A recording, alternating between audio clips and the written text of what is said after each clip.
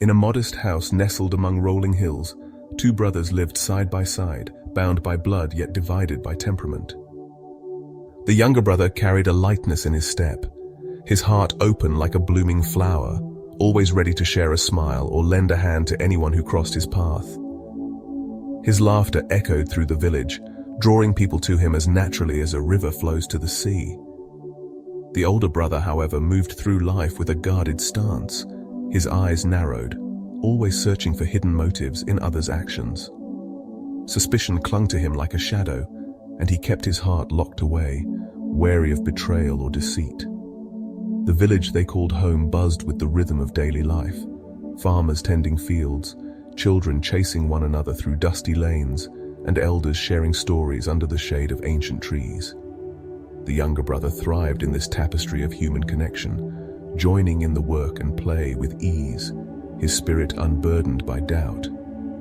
He saw kindness in every gesture, from a neighbor sharing a basket of ripe fruit to a stranger offering directions to a lost traveler. To him, the world was a place of warmth, where goodness flourished, if only one chose to seek it.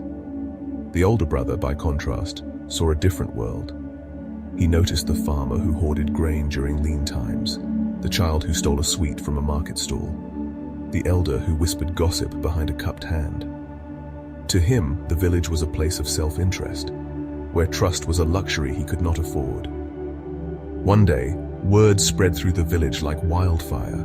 A wise sage, renowned for unraveling the mysteries of life, was passing through. The news stirred something in the brothers, each for different reasons. The younger brother felt a spark of curiosity, eager to learn from someone who had seen the world's depths and heights. The older brother, though skeptical, wondered if the sage might offer insight to navigate a world he found so treacherous. Together, they set out to meet this figure of legend, their footsteps falling on the same path, but their hearts carrying different burdens. The sage sat beneath a sprawling tree at the edge of the village, his presence quiet yet commanding, like a still lake reflecting the sky. His eyes, weathered by years of observing humanity, seemed to pierce through the brothers as they approached. Without a word, he invited them to sit, his silence a canvas for their thoughts. The air felt heavy with possibility, as if the moment held the power to shift the course of their lives.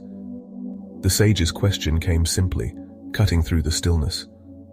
What was the nature of the people in their village? The older brother spoke first, his voice low and measured. He described a place where selfishness reigned, where people hid their true intentions behind false smiles, always seeking to gain more than they gave. His words painted a picture of a community fractured by greed, where every act of kindness masked an ulterior motive. He spoke of neighbors who turned away from those in need, of hands that took more than they offered. His world was one of caution, where trust was a risk too great to bear. The younger brother, sitting beside him, saw the same village through a different lens. When his turn came, his voice carried a warmth that seemed to brighten the air.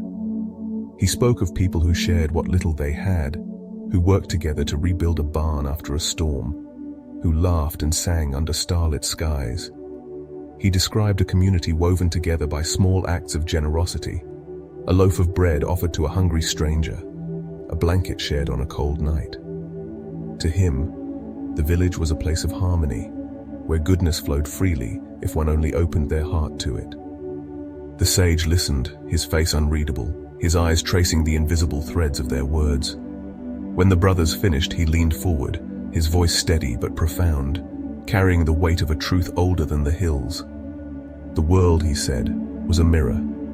It reflected back what one chose to see in it. To the one who looked with love and trust, the world would reveal its kindness, its moments of connection and grace.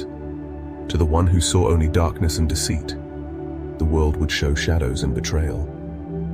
The sage's words were not a judgment but a revelation. The brothers' realities were shaped not by the village itself, but by the lenses through which they viewed it. He went on, his voice soft yet unyielding. To live with an open heart was not to ignore the world's flaws, but to choose to seek its beauty. To give love and kindness freely was to plant seeds that would bloom into moments of joy and connection. The world, he explained, responded to the energy one offered it. A life spent guarding against imagined slights would yield a harvest of loneliness, while a life spent embracing others with trust would cultivate a garden of warmth and belonging.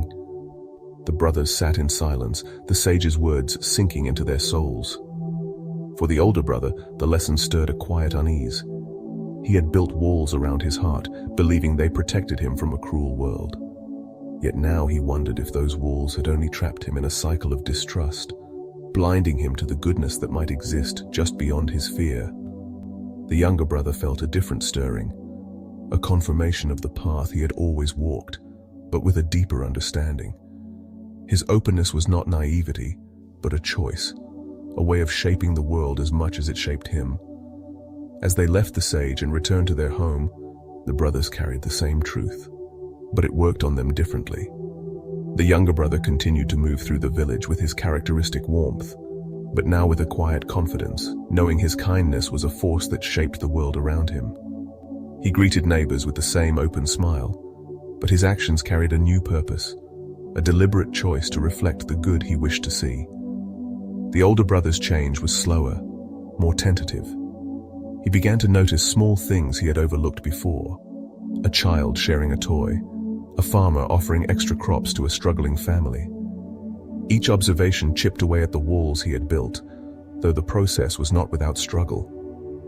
Old habits of suspicion lingered, but he started to experiment with trust, offering a helping hand or a cautious smile. To his surprise, the village began to shift in his eyes. Where he once saw only selfishness, he now glimpsed moments of generosity, flickers of the warmth his brother had always seen. Years passed and the brothers' lives diverged yet remained intertwined. The younger brother's home became a gathering place, filled with laughter and shared meals, a testament to a life lived with an open heart. The older brother, though never as outgoing, found a quiet peace in his growing trust. He learned to see the village not as a place of threats, but as a community of imperfect people, capable of both flaws and kindness. The sage's lesson lingered, a quiet undercurrent in their lives. The world was indeed a mirror, reflecting the truth they chose to seek.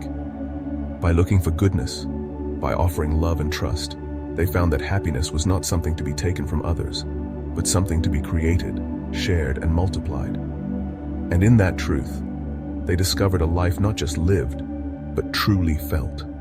A life where the heart's openness became its greatest strength.